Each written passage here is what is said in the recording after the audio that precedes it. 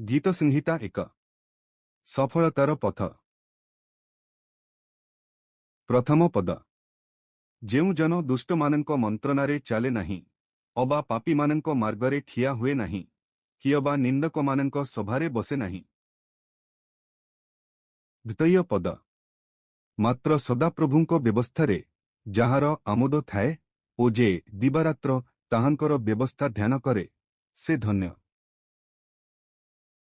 तृतीय पद जेउ वृक्ष जलस्रोत निकटरे रोपित जे समयरे फल उत्पन्न करे जहार पत्र ही मलिन हुए नहीं एपरी वृक्ष सदृश से हेब पुणी से जहा करे ताहा सफल हेब।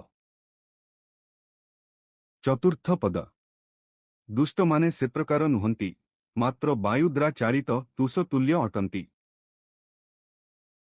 पंचम पद एहेतु दुष्ट माने विचार स्थान रे अबा पापी माने धार्मिक मानक मंतली रे ठिया हेबे नहीं। षष्ठ पद कारण सदाप्रभु धार्मिक मानक पथ जानती मात्र दुष्ट मानक पथ विनष्ट हेब।